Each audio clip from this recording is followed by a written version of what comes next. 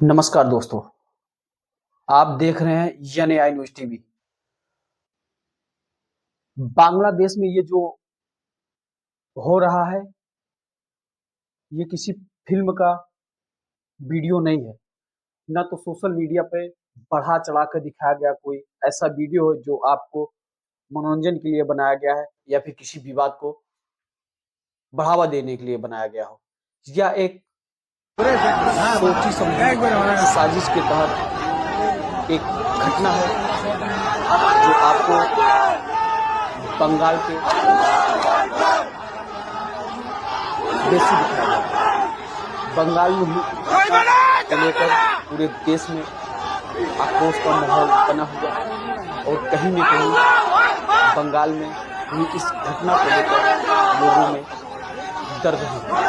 बंगाल में एक व्यक्ति जिसका नाम टीपू है, उसे जिंदा जला दिया गया। सोशल मीडिया पर बहुत तेजी से वायरल हो रहा है यह मामला। कहीं न कहीं हमें और आपको झकझोर कर रही है। टीपू का यह मामला पूरे देश में चर्चा का विषय बना हुआ है और उस व्यक्ति को टीपू जो न किसी राजनीतिक पार्टी का था, न किसी धर्म का प्रचारक, न तो किसी अपराध में लिप्त, उसे मात्र और मात्र इसलिए जला दिया गया क्योंकि उसकी पहचान मात्र हिंदू थी। हिंदू के नाम पे उसे जला दिया गया क्योंकि वहां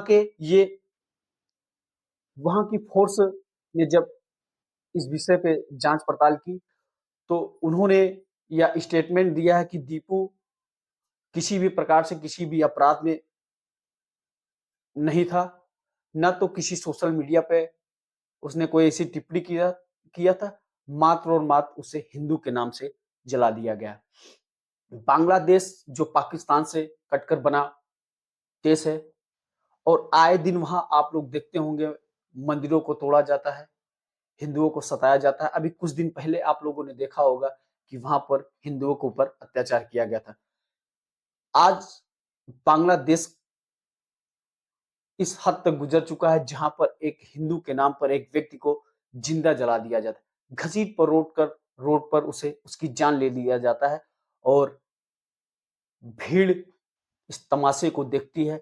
हजारों, सैकड़ों, हजारों, लाखों मोबाइल के कैमरे उस दृश्य को कैद कर रहे थे अपने कैमरे में और वहां पर कुछ नारे भी लगाए जा रहे थे, लेकिन कोई भी वहां उस व्यक्ति को, उस दीपू को बचाने वाला नहीं था। क्या हमारी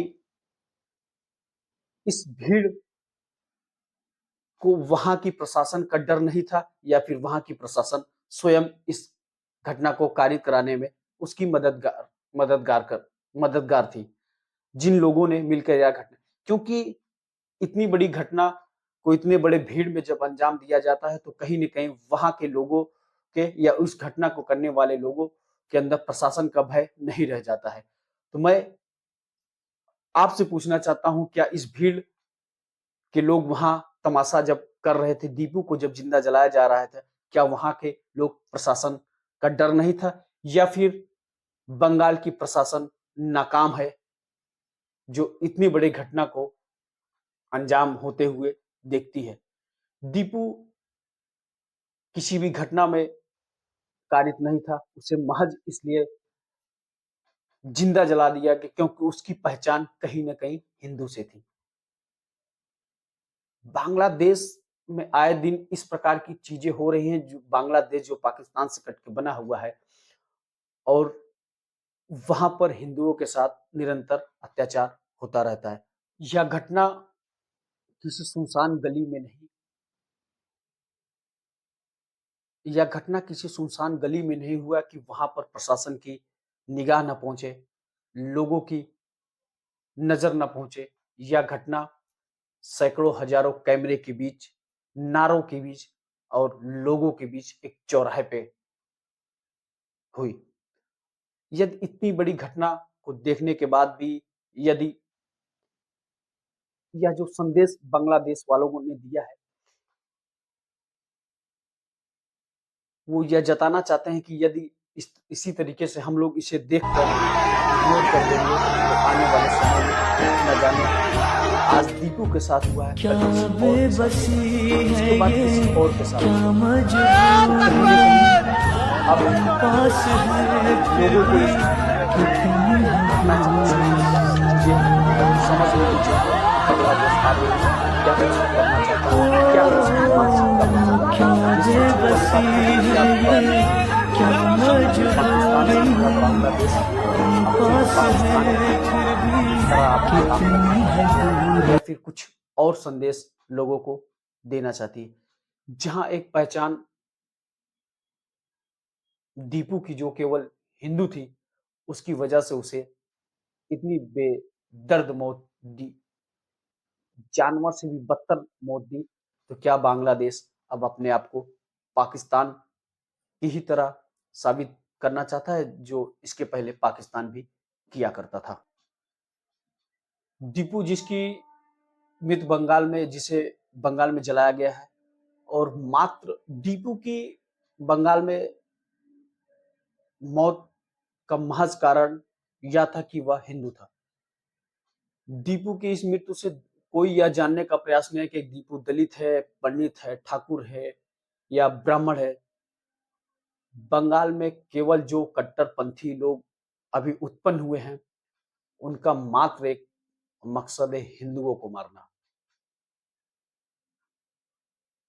उन्हें कोई फर्क नहीं पड़ता है कि आप पंडित हैं, आप किस बिरादरी से हैं, आप हिंदू हैं तो बंगाल में आपको मार दिया जा रहा है। सवाल यह उठता है कि अब बंगाल में अब हिंदू सुरक्षित नहीं है। लेकिन कहीं न कहीं एक संदेश यह भी जाता है बंगाल की इस घटना से कि हमें पंडित, ठाकुर, ब्राह्मण होने से पहले हम आप एक हिंदू हैं, इसका भी ध्यान देना पड़ेगा। इस प्रकार की घटनाओं से कहीं न कहीं पूरे देश में आक्रोश मचा हुआ है।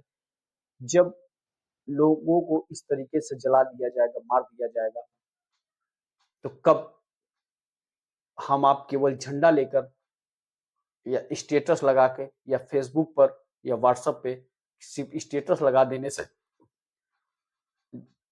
जाहिर नहीं होता है। हमें आपको कहीं न कहीं कुछ ऐसी चीजें करनी पड़ेगी, एक ऐसा संगठन बना के चलना पड़ेगा, जिसकी वजह से इस प्रकार की घटनाएं जो कारित हो रही हैं, उस पर अंकुश लगाया जा सके। तमाम संगठन आक्रोशित हैं, बस कहीं न कहीं सरकार के कुछ आदेशों का इंतजार कर रहे होंगे हमारे वो संगठन के सभी लोग।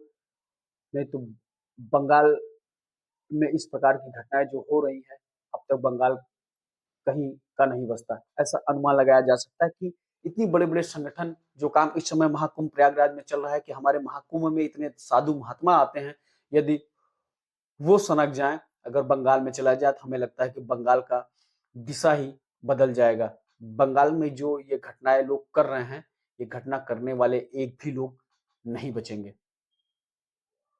मैं केवल प्रयागराज में आए उन सभी साधु महात्मा की बात कर रहा हूँ। तो कट्टरपंथी करने वाले ये लोग जो केवल और केवल हिंदू के नाम पे लोगों को जला दे रहे हैं, मार दे रहे हैं, मंदिरें तोड़ दे रहे हैं, ये कहीं न कहीं वहाँ की वो जो लोग थे, जो केवल कैमरे निकाल कर फ़ोटो और वीडियो बनाने का काम कर रहे थे, आवाज़ नहीं उठा पाए, जिसकी वजह से दीपू को जला दिया गया। बंगाल में कानून को देखने वाला कोई नहीं रह गया, ऐसा प्रतीत होता है। तमाम इस प्रकार की घटनाएँ निरंतर हम लोगों को समाज में देखने को मिलती है। तो आप देख रहे हैं एनएआई न्यूज़ टीवी।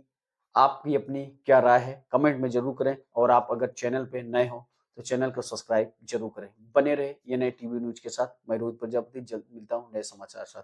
जय हिंद, जय भारत।